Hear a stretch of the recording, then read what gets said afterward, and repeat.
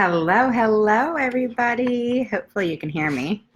I just updated my computer, so it took me a minute to come live.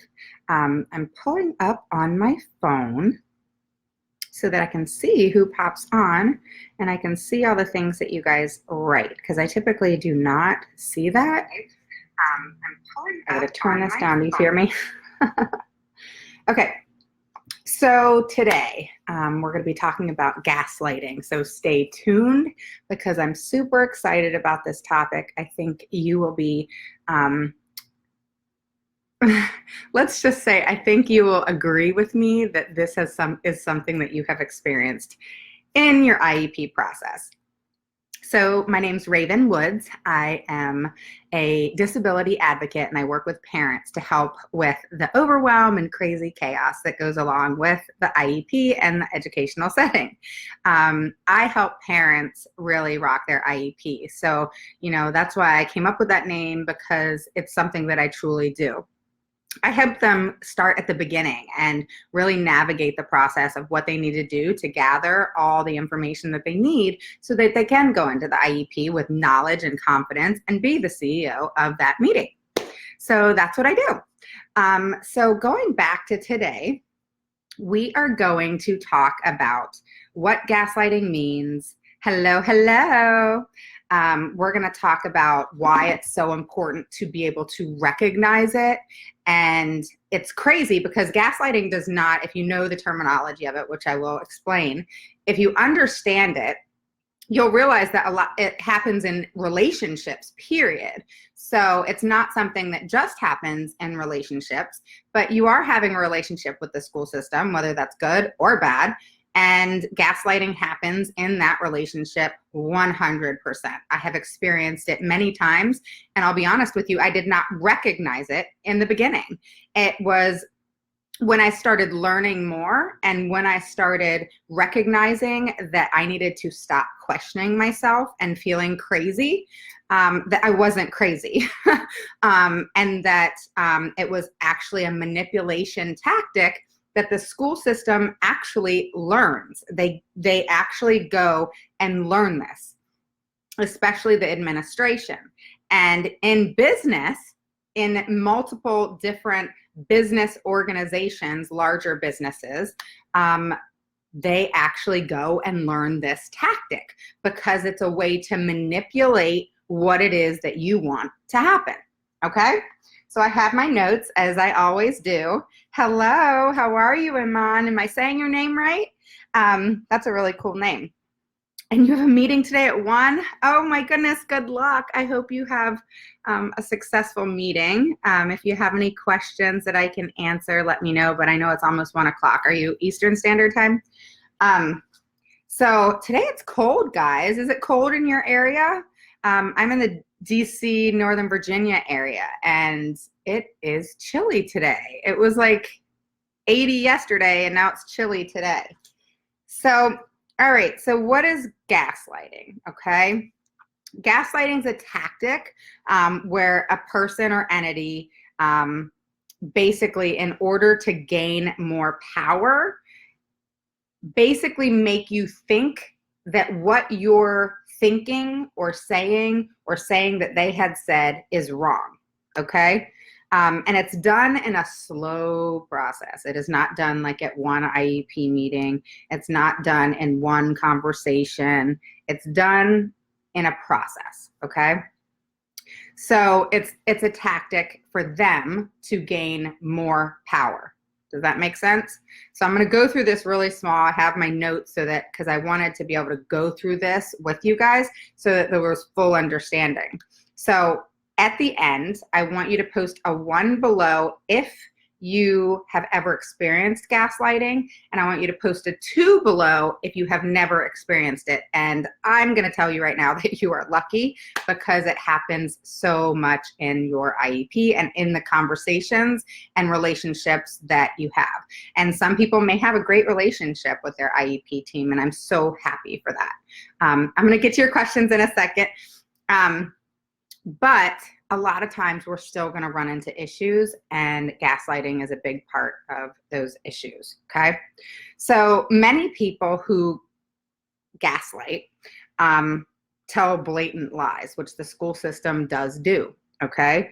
And they'll outright lie to you. And it's something that you notice, but you don't say anything. Have you felt that you've done that before, where you just start questioning things like, am I crazy? What is going on? Like, why am I thinking this? You start doubting yourself.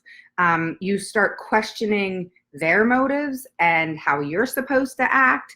And you're just starting to feel paranoid and asking yourself again and again if you're nuts, if you're crazy. You start self-doubting yourself.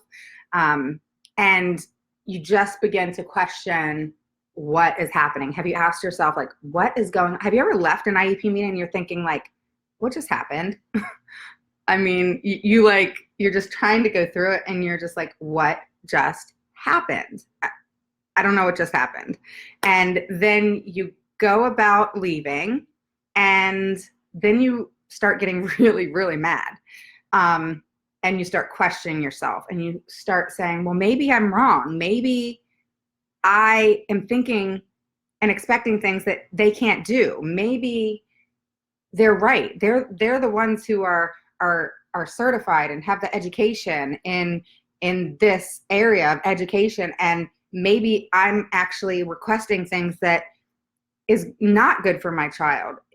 And you're just questioning yourself and asking yourself all these questions, and you start to feel nuts. You start to feel so crazy and worn down. And, what's interesting is gaslighting is used a lot in like cults and, different things that are negative, and is also done in relationships and unhealthy relationships. And unfortunately, it's actually quite popular. So when in talking about blatant lying, they'll tell you things, that you think are happening. For example, something is just not right. And this is a note I put for myself. And things just keep adding up, and you're questioning them and you're asking questions, and they straight out lie to you. And then you don't take action because they make it seem like what you had requested and what they were doing is a failure, and that's why things aren't working. And then you start questioning what was agreed and what was requested and they agreed to. And so that's where the denial comes in. And it's really a crazy situation that happens, but just hear me out here. So they completely deny things that they say. So you're in an IEP meeting, you have a conversation, you leave, you think everything went good, and then you realize that these things aren't being implemented. That's not happening. And then you question them, and they make it to where you have to prove that even happened, that conversation even took place, okay? And you're just going, and they know this, you're just going off of memory of a conversation that you guys had in an IEP meeting. Hypothetically, you didn't record that meeting. So note to self, always record your meetings, okay? Find out in your state what your laws are, if you have to tell them or not.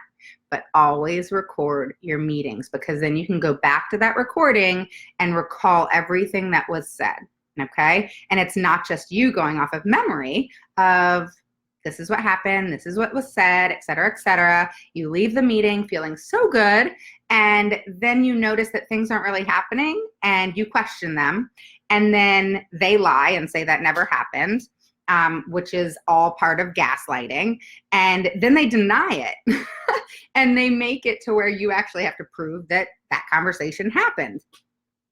And it starts making you question reality. It starts making you question the whole situation. It starts making you question, is that really what I heard? Because time goes by, you kind of forget sometimes. That's why I want you guys to document everything that goes on. When you get home from that IEP, you're writing an email and you're documenting exactly what happened and transpired in that meeting. And you're recording the meeting so you have something to go back to, because this is what happens, and then we're at a loss. We can't prove something that was just said.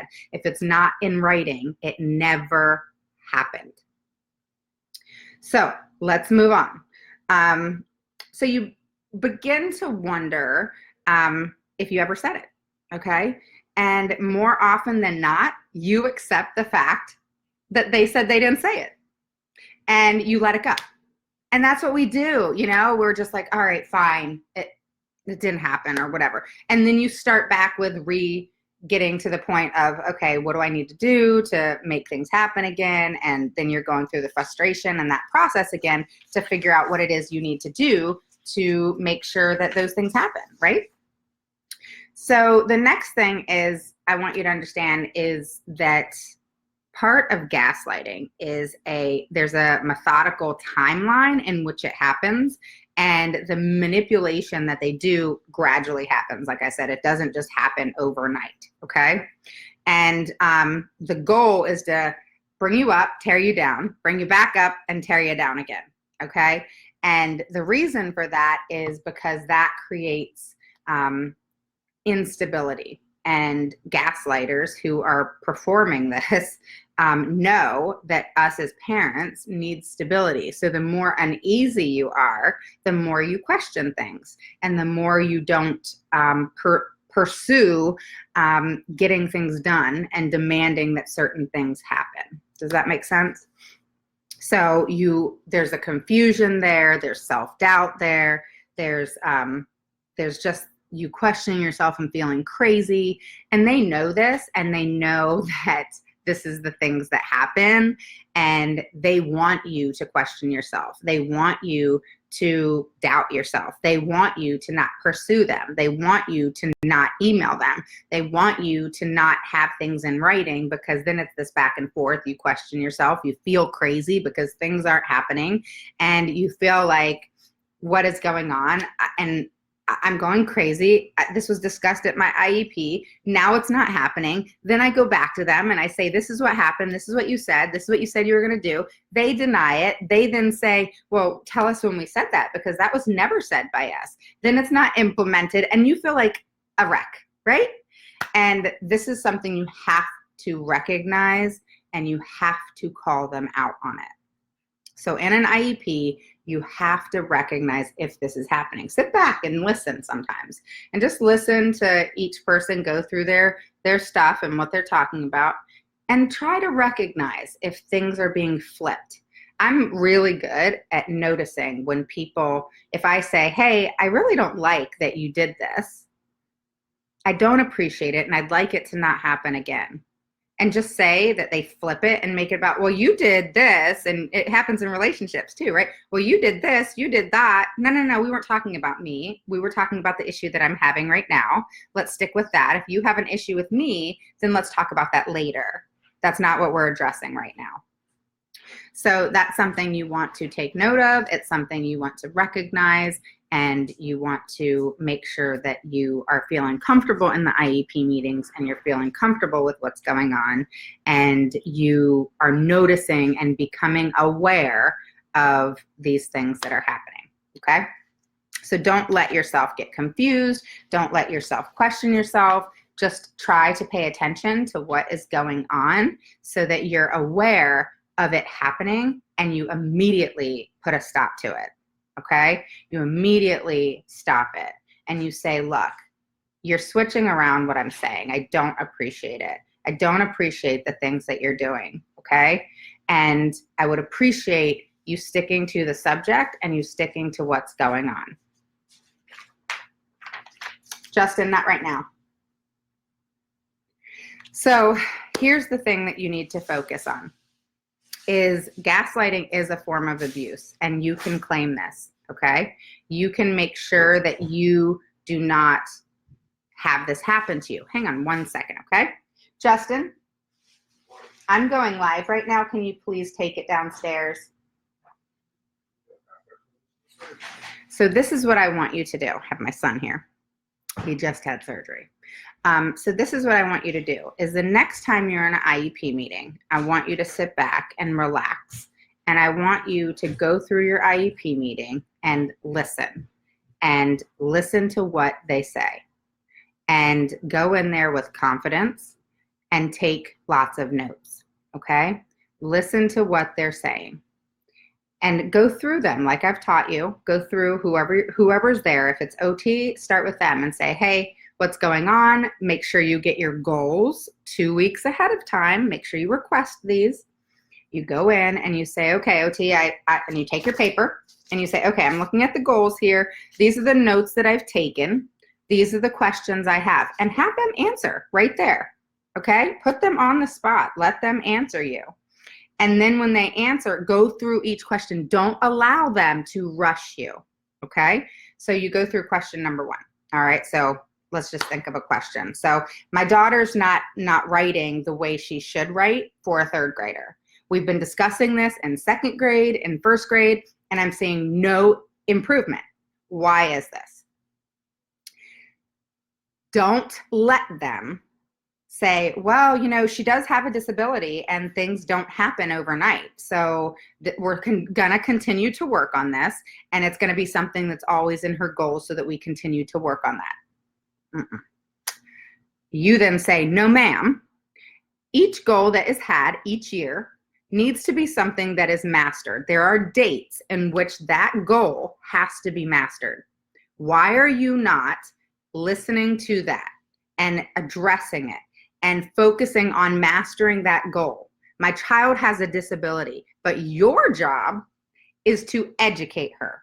Your job is to make sure that there is improvement and academic success. And law states that academic success must happen, even if it's gradual. That's okay. Our kids have disabilities. But there should be an increase of goals and mastery of those goals within a period of time, okay? Most IEPs are a year, you know, from one year to the other, right? So January 1st to January 1st, and then you have to have your annual, right?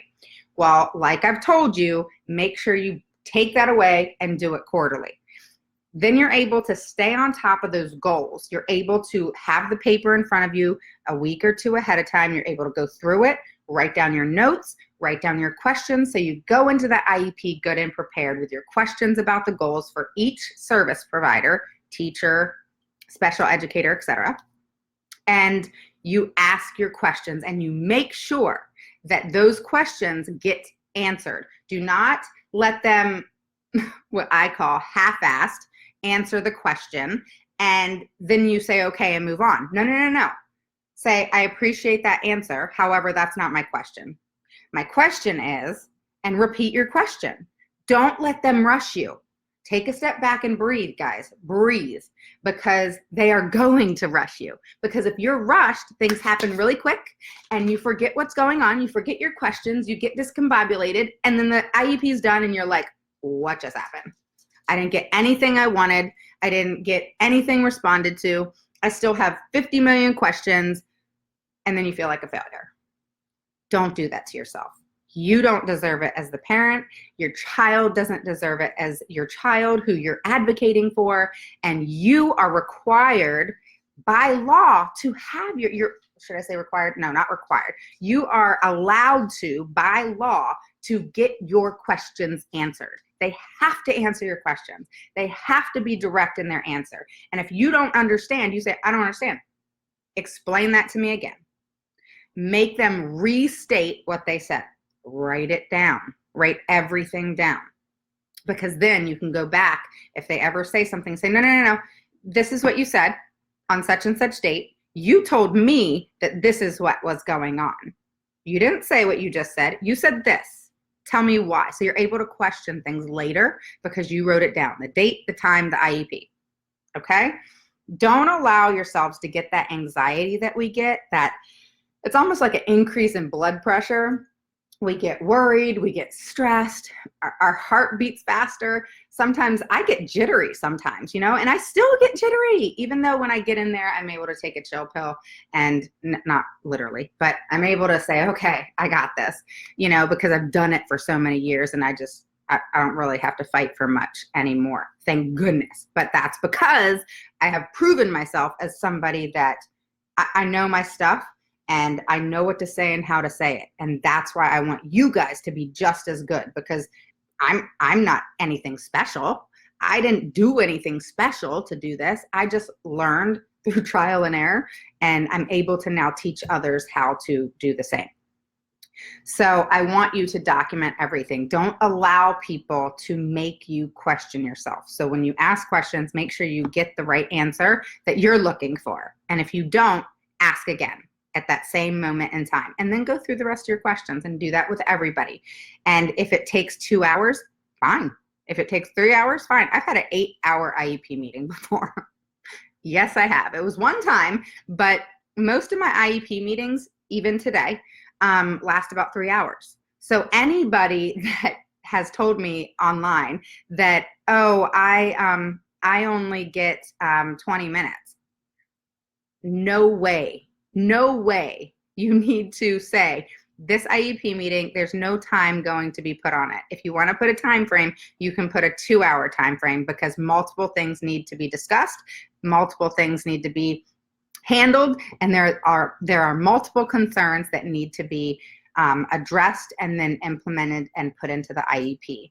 And if you're doing it, if you had an evaluation or they did an evaluation, you can state, we need to go through the evaluation with a fine-tooth comb and come to an agreement as to what's going to be agreed upon and implemented for my child and my child's academic success. And so you're stating why you want a longer meeting, what the purpose of a longer meeting is, and they can't argue that. They have to pick a day and time that's going to fit into their schedule, and they only have 30 days once you request an IEP. 30, that's it. Okay. All right. So let's move on about gaslighting. All right. Let me answer some of these questions. Okay. So Aman, you have an IEP today. I know it's almost 1 o'clock Eastern Standard Time. Okay. So you're in Memphis. So is that like an hour behind me? So good luck. I don't know what your IEP is about. I don't know if you've had success in the past. All I can say now is good luck, and I hope it works. Don't sign the IEP. Don't sign it. Okay. Go in, listen, record, take notes. That's all you're doing. Obviously, you're going to communicate a little bit. Record, take notes. Record, take notes. Okay? Do not sign the IEP in that meeting. If there's anything that you're hearing me say, don't sign the IEP in the IEP meeting. Record the meeting. If in your state, look it up really quick. If in your state you have to tell them, you say, I'm recording this meeting. Everybody is here that should be here for the team. It is such and such date at such and such time. That's all you got to say. And usually 10 minutes down the road, they forget that you're recording them. Okay? Make sure you take notes and do what I just said. Ask questions to each person on the team. You run that meeting. Don't let them talk first. You say, I'm recording this meeting. You state what I just said, who's there, that everybody's there. If everybody's not there, state that. The dance therapist or the speech therapist was supposed to be here. She is not here as of this moment. Okay, if they walk in, then you state that they're there. But by law, everybody within the team has to be at your IEP meeting unless they send you an email and you verbally approve that. So by law, they all have to be there. All right, so let's see. The problem I have is I don't know what is Tennessee autism law. There's no such thing as an autism law, okay? So there's Tennessee law, state law, as far as IDEA is concerned. So there's IDEA, 2004, and then there's state laws that are based off IDEA. Okay, so they're not very different, but they're somewhat different. You know, I give the example of here, if you're going to make a state complaint, then in IDEA it states 2 years. Well, and in state law, okay, and in just law period, and special needs law, it states you have 2 years to make a state complaint. Okay. But in my state, you only have 1 year. So you see how laws are a little bit different. So IDEA has laws, and then there's all over special education law, and then there is state laws. Now, state laws trump IDEA, but are not far off from IDEA, and they can't go against special education law. Does that make sense? post below if you have any questions on that. And post a 1 below if you've been gaslighted before, and post a 2 below if you've not been gaslighted before. I'm curious. And if you want to add your situation, let me know. Or if you're questioning something and you're curious on maybe that's happening to me, I can possibly help you out. And other parents, I'm sure, can help you out. To understand what my son needs as services, because I feel my son needs one-on-one teacher assistance, and he does not focus. Okay, so let's talk about that for a second. And this is stuff that we're going to do on my question and answer, but because you have an IEP, I'm going to take a moment, and I hope nobody else minds that I'm going to help her for a quick second because she has an IEP in like an hour. Okay, so Aman, yes, you can request in your IEP a one-on-one. If I don't know anything about your IEP, you're welcome. Anybody is able to sign up for a free 15-minute discovery call with me, and we can go from there. And that's on my service page at www.autismmamarockstheiep.com. Click on service, you'll see my services. And I'm excited because based off your all's poll, I'm getting things together for you. So I'm super excited about that. And this is based off what you guys are wanting. So I'm excited about that. So to answer your question, yes, you can request a one-on-one. So what I would do is I would go into that meeting, put your recorder down. All you got to do is, if you have an iPhone, get the recorder, and it's free. And you just put in IEP and today's date. And right when you get into that meeting, you just press record. And if you have a, what is it, a Google phone, or what are the other ones called? What is it? Android? I'm an Apple girl. So then wherever your recording is, and typically it's free, and you just want to label, on it that it's the IEP meeting on such and such date. You press record, you tell them you're recording if that's law in your state. Then you say, I'm going to run this meeting this time, and this is how it's going to go. And say it real polite. They're going to kind of be taken back for a second, but that's the best part, is you want to catch them off guard.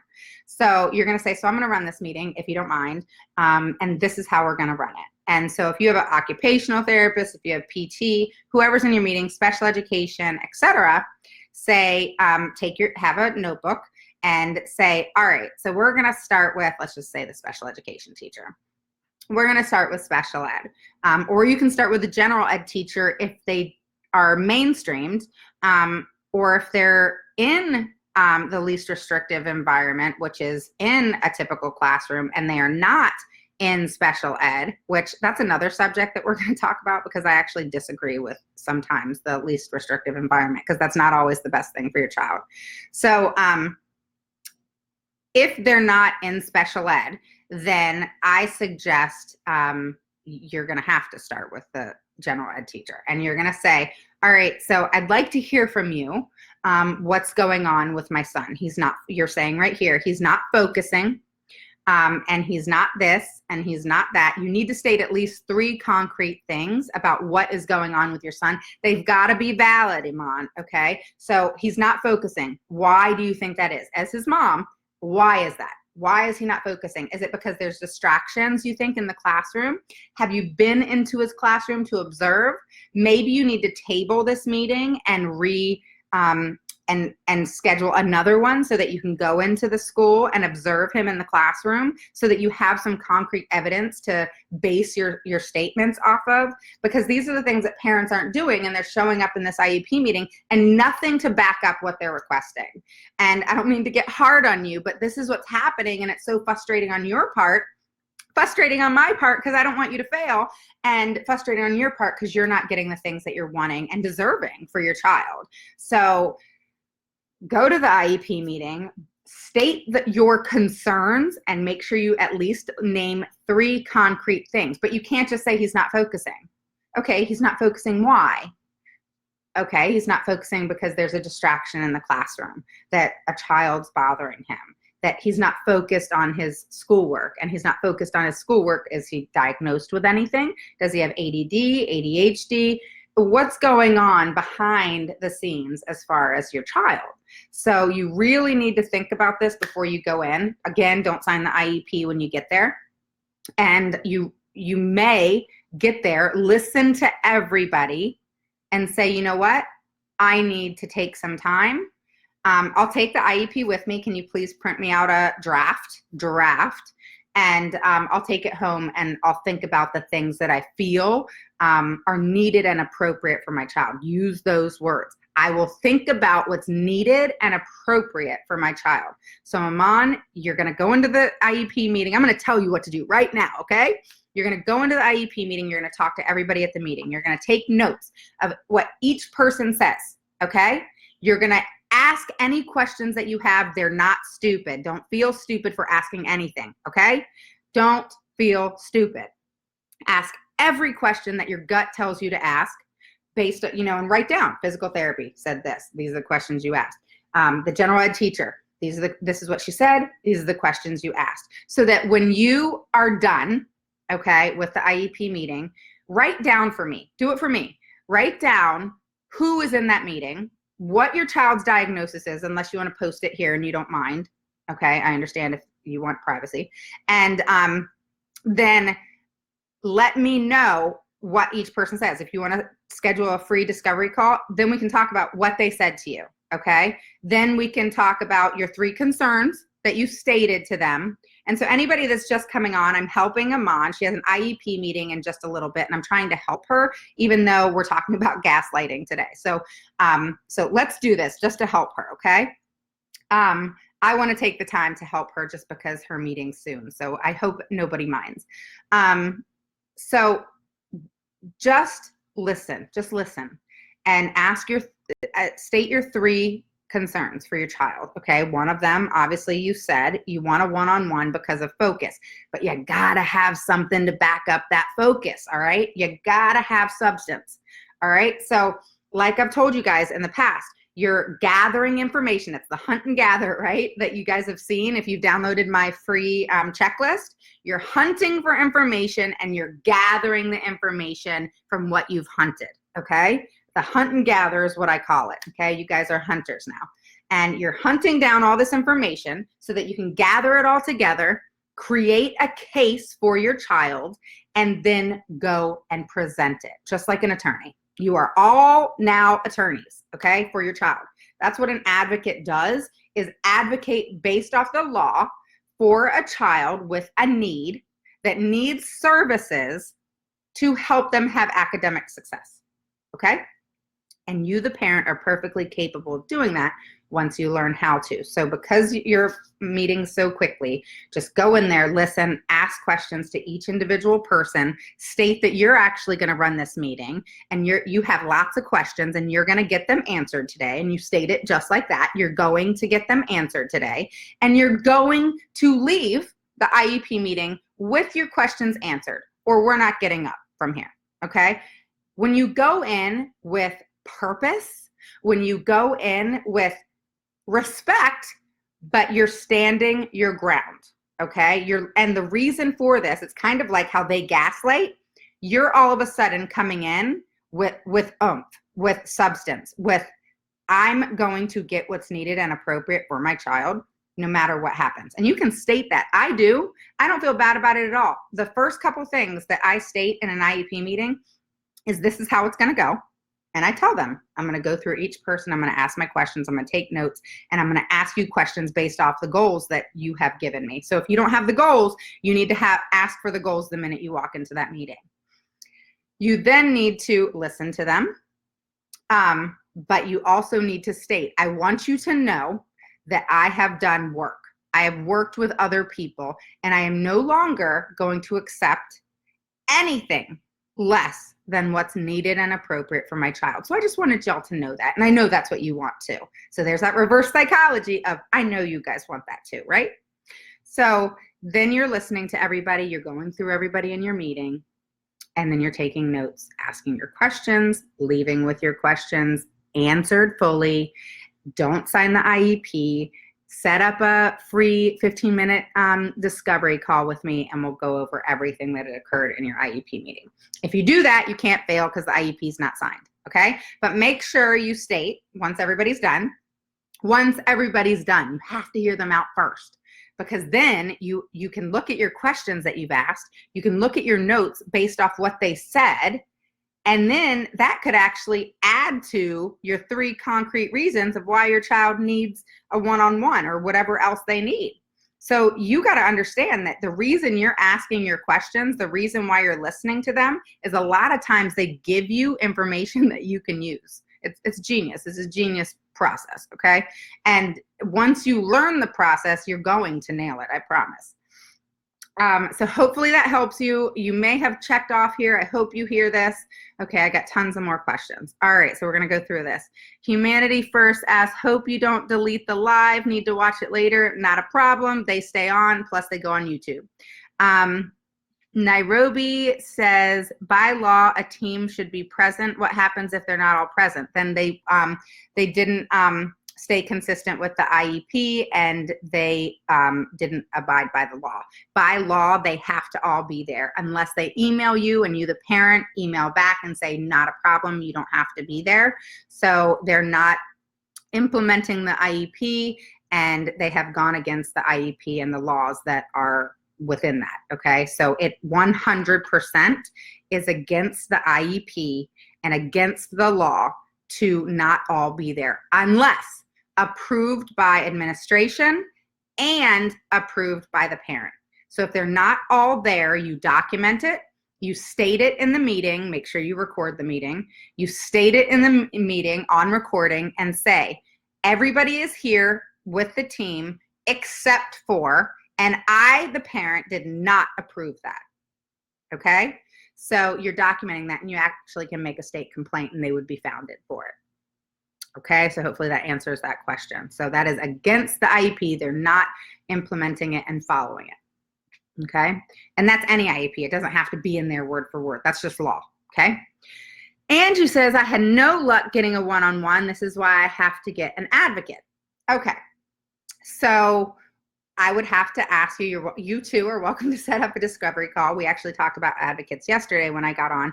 You don't have to get a state advocate. You can actually get an advocate that's actually going to teach you the knowledge you need to be confident in your IEP. You don't need someone sitting beside you holding your hand. You don't. You're strong. You're a mom. You're a warrior, and you got this. So just learn the things. And I told people yesterday, that could be me. That could be somebody else that you mesh with. I know I'm not for everybody. I'm definitely a go-getter, no BS person.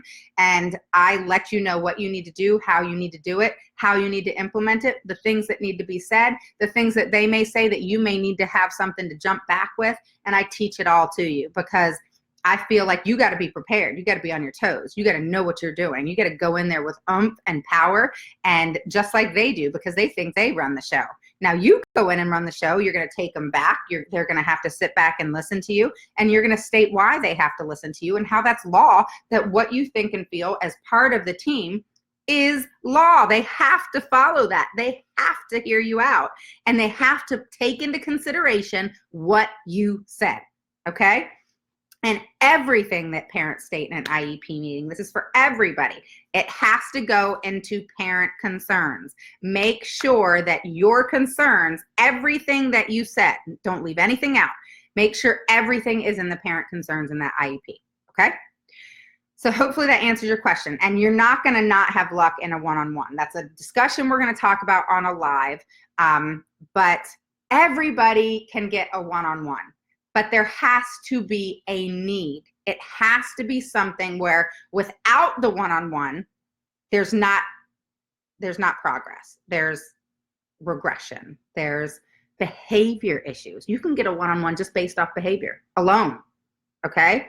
It is not easy. It is a fight, but you can get it, and it is something that is required of them to provide if your child needs it, based off behavior, based off their disability, and that being impacted by their education, and there's a regression or there's issues that are causing concern, that a one-on-one would help and support them, okay? So no, not everybody is required a one-on-one. No one is just given a one-on-one. That takes time and money, and school systems don't like that. So you have to fight for it. That's a discussion we will have. Angie, so hopefully I answered your question. Sarah, I have a team meeting at 3 o'clock, I'm terrified. Okay, I feel for you. Thank you so much for the training. No problem. Why are you terrified? If you're willing to respond to that, or you can message me privately, but I encourage parents to post it here just because it helps other parents. So let me know why you're terrified and how I can help.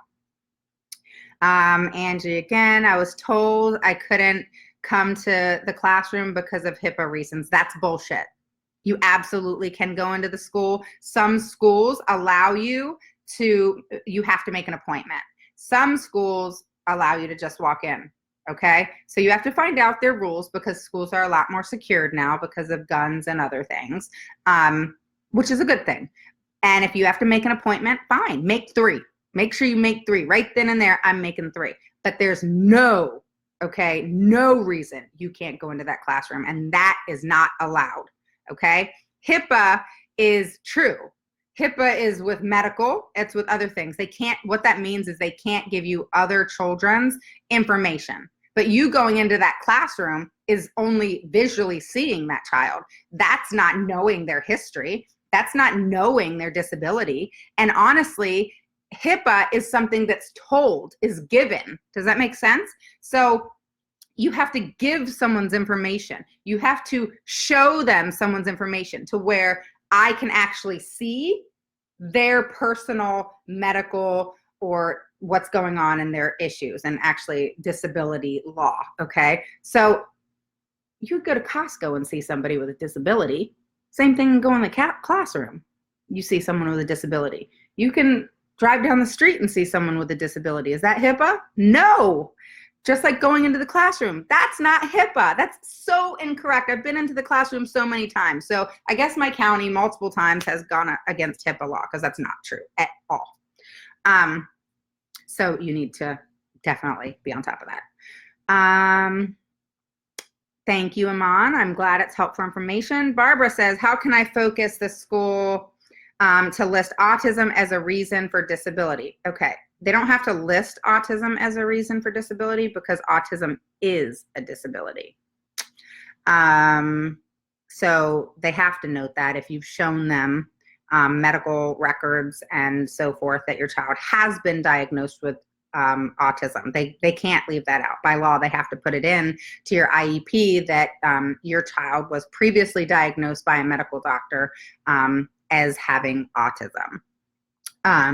And again, the disability does not require them to have an IEP unless they are impacted by their disability in education. So meaning the disability affects their ability to be educated, or they are in need of services so that they can have academic success in the educational arena. Does that make sense? So you saying that autism as a reason for disability? No. Autism is a disability, and autism does need to go into the IEP, especially if you've given them paperwork to see, don't hand it over, stating that a medical doctor or clinician has diagnosed them.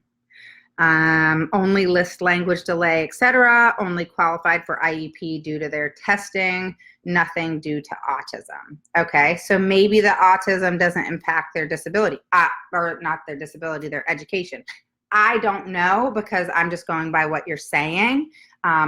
Again, you can set up a free call, but I don't know how to answer exactly, because it really just depends on, is the autism affecting the education?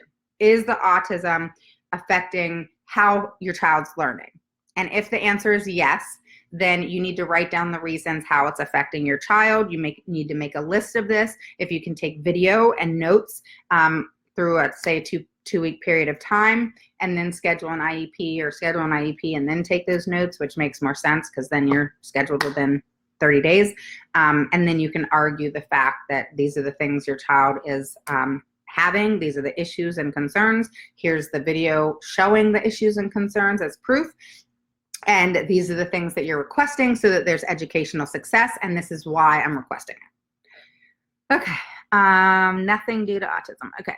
So what is a one-on-one? Joyce is asking. A one-on-one, my daughter actually has a one-on-one. That is somebody who is with your child at all times during the school day due to safety reasons, due to behavior, due to them not being in the special education classroom and actually being in what's called the least restrictive environment and being in a typical classroom, and they are not learning in a more appropriate way and in a needs-based way in the typical classroom, so they need a one-on-one to help them focus better. So there's multiple reasons to have a one-on-one. You really have a good chance of getting a one-on-one if it's based off of behavior and safety, okay? Those are the probably top two reasons, but educational purposes is a big one too, and you can fight for this and get one. You may need to take it all the way to a state complaint, possibly due process. I don't recommend due process unless you have to, but it's something you definitely can fight for if the need is there. So one-on-one is somebody who is with your child 24/7 in the school system due to multiple different concerns, okay? Barbara says, won't add autism due to tested outside of school, was tested by Autism Center. Okay, is the person that diagnosed your child a board certified behavior analyst, a doctor, a clinician? Who diagnosed your child? So sometimes they will accept that diagnosis, sometimes they won't, dependent on who diagnosed your child. So the people they cannot argue against is a psychiatrist, not psychologist, or a medical doctor. I always suggest a developmental pediatrician. So these are the things that you need to take note of, is that as long as a medical doctor is the one that has diagnosed them, they can't argue it because the school system cannot diagnose. They can only evaluate and assess. So they can't argue a doctor's diagnosis. And then once the diagnosis is there, you present them with the proof and paperwork. Don't give it to them, only show them, and then they have to document that. They have to. So they don't have a choice but to document it as long as a medical provider has diagnosed your child. I don't know what an autism center is, so if there's a doctor there, then that's awesome and that's a good thing. But you could even possibly talk to your autism center and ask them who a good medical doctor is, because it doesn't really sound like they're medical doctors. It maybe sounds like that they do different therapies, and BCBA does ABA therapy. Maybe they do PT, OT, that sort of thing is kind of what it sounds like, but maybe you can clarify for me. But you really need a medical doctor to diagnose, because if it's not a medical doctor, they can't diagnose, okay? So you're saying tested, so that's fine. Take that testing to a developmental pediatrician and they will diagnose, and then you will have solid evidence, okay? All right, so hopefully that helps everybody. I know we kind of went outside the whole gaslighting topic, but just to kind of recoup, gaslighting is basically when you're having a conversation with somebody and they flip stuff on you, okay, and make you believe that something was said that really wasn't said, and make you question yourself, and they deny things that they said, and then you feel crazy because you know you heard what they said and they are denying what they said to purposely make you question yourself, and then you feel crazy, okay? That's what they're trying to do, is make you feel uneasy, because if you're uneasy, you're not going to fight for what's needed to be fought for. And if you're feeling like you don't have it all together and you start questioning yourself, then that's difficult. So so try to focus in how we just talked about, how to walk through your IEP process. I kind of went into a lot of detail today, goodness. But hopefully you appreciate it, and hopefully you learned something. But I just wanted to go over gaslighting and how that happens in the IEP and how that can occur in just everyday life. And you need to stop people from doing that. It's unhealthy and creates unhealthy relationships, and to where you don't trust somebody. And that's just not cool, you know? In life, we all make mistakes, we all screw up, but honestly, I personally feel like as long as you're transparent, and as long as you admit when you're wrong, and as long as you own when you're wrong as a parent as well, and make those bad decisions or whatever, that they should do the same.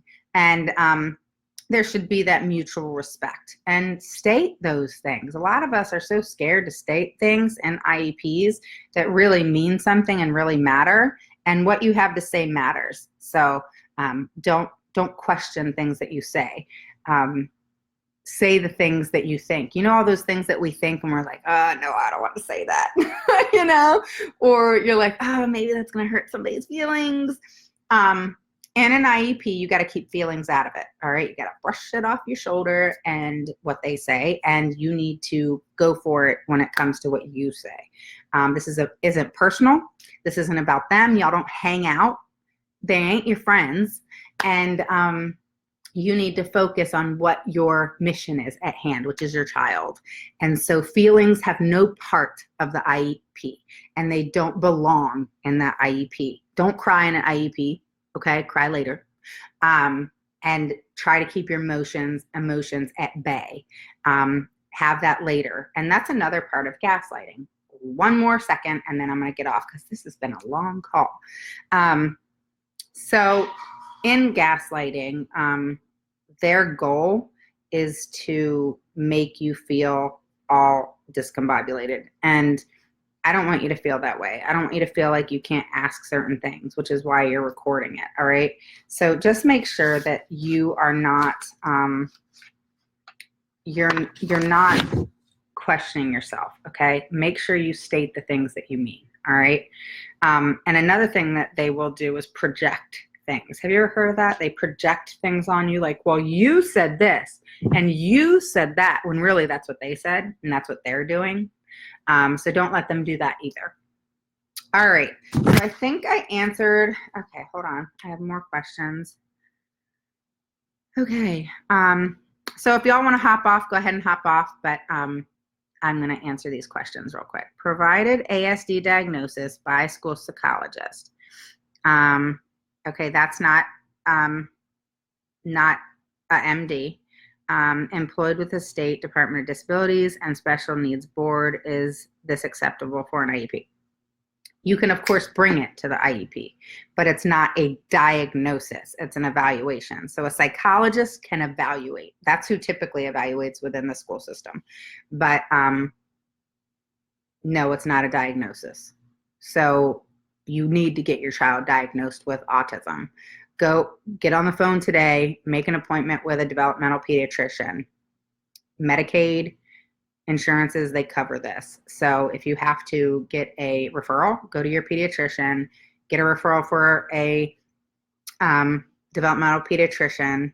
You'll probably be on a 6-month thing where you need to call every week to see if they have an opening or someone canceled, and you need to get into a developmental pediatrician. And in the meantime, record your child and document all your child's behaviors.